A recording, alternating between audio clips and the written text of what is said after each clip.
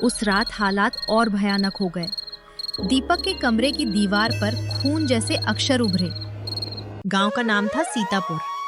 चारों ओर खेत, बीच में छोटा सा बाजार और बाजार से थोड़ी दूर एक पुराना वीरान स्कूल। वो स्कूल आज से लगभग 12 साल पहले बंद हो गया था। लोग कहते थे कि वहां कुछ अजीब होता है। रात के समय स्कूल की टूटी खिड़कियों से रोशनी दिखती है, जबकि अंदर बिजली का कनेक्शन भी नहीं है। कभी कभी किसी लड़की के रोने की आवाज सुनाई देती है। गांव के बुजुर्ग हमेशा एक ही बात कहते, उस स्कूल से कोई चीज मत लाना, वरना पछताओगे। लेकिन नई पीढ़ी इन बातों को अंधविश्वास मानती थी। शहर से 3 दोस्त अपने गांव छुट्टियां मनाने आए थे, अंकित, रोहन और दीपक। तीनों का एक यूट्यूब चैनल था। वे रोमांच और डरावने वीडियो बनाते थे। रोहन बोला, अगर हम उस पुराने स्कूल में रात बिताएं और व्लॉग बनाएं, तो वीडियो पक्का वायरल होगा। दीपक ने हंसते हुए कहा। और अगर सच में भूत मिल गया तो डबल व्यूज। अंकित थोड़ा सोच में था, यार गांव वाले मना कर रहे हैं, कुछ तो वजह होगी। लेकिन प्रसिद्धि का लालच डर से बड़ा था। उन्होंने तय किया, आज रात 12 बजे वे स्कूल जाएंगे। रात गहरी हो चुकी थी। आसमान में बादल छाए थे। हल्की ठंडी हवा चल रही थी। तीनों कैमरा, टॉर्च और माइक्रोफोन लेकर स्कूल पहुंचे।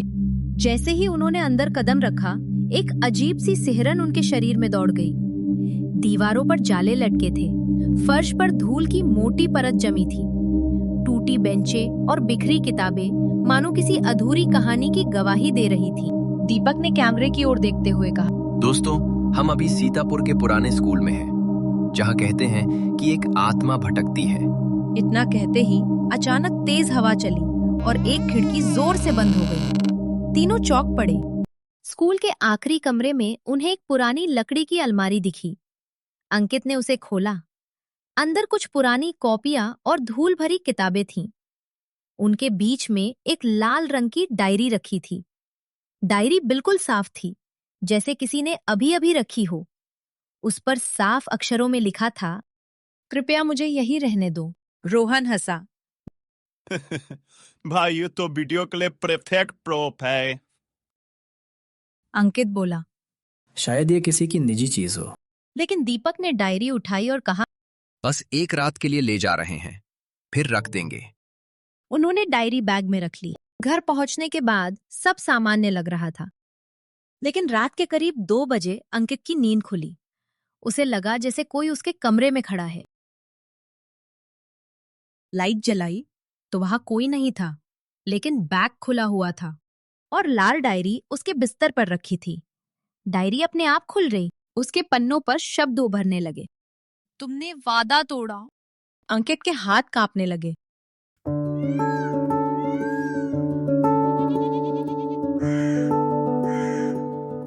अगली सुबह तीनों दोस्त मिले।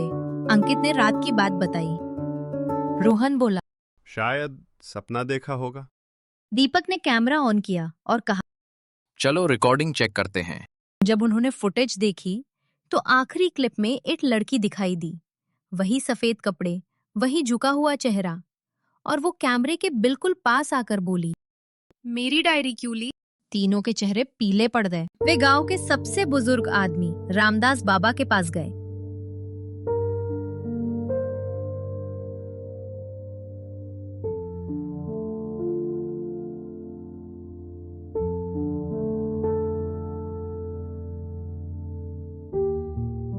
बाबा ने गहरी सांस ली और कहा, 12 साल पहले उस स्कूल में एक लड़की पढ़ती थी।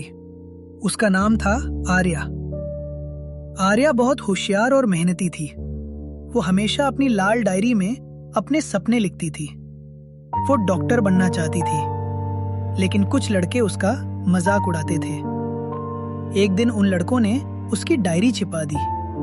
आर्या ने बहुत ढूंढा, बहुत रोई, पर डायरी नहीं मिली। उसके सपने, उसकी मेहनत सब उसी डायरी में थे। दुख और अपमान से टूटकर उसने स्कूल की छत से कूदकर अपनी जान दे दी। मरते समय उसने कहा था, जिसने भी मेरी डायरी ली उसे चैन नहीं मिलेगा। बाबा ने गंभीर होकर कहा, अगर तुमने वो डायरी ली है तो उसे तुरंत वापस रख दो। उस रात हालात और भयानक हो गए। दीपक के कमरे की दीवार पर खून जैसे अक्षर उभरे। सपनों का मजाक क्यों उड़ाया? रोहन के फोन में अपने आप वीडियो रिकॉर्ड होने लगा। स्क्रीन पर वही लड़की दिखी, वो रो रही थी। अचानक कमरे की सारी चीजें हवा में उड़ने लगी। तीनों दोस्त एक साथ चिल्लाए, हमें माफ कर दो। लड़की की आत्मा उनके सामने प्रकट हुई। उसकी आंखों में आंसू थे। वो बोली, लोगों ने मेरे सपनों का मजाक उड़ाया। तुमने भी प्रसिद्धि के लिए मेरी चीज उठा ली। क्या किसी के सपने इतने सस्ते होते हैं? अंकित रो पड़ा। हमसे गलती हो गई, हमें लालच नहीं करना चाहिए था। दीपक ने कहा। हम अभी डायरी वापस रखेंगे। लड़की ने धीमे स्वर में कहा, अगर सच में पछतावा है तो सिर्फ डायरी नहीं, मेरा सम्मान भी लौटाओ।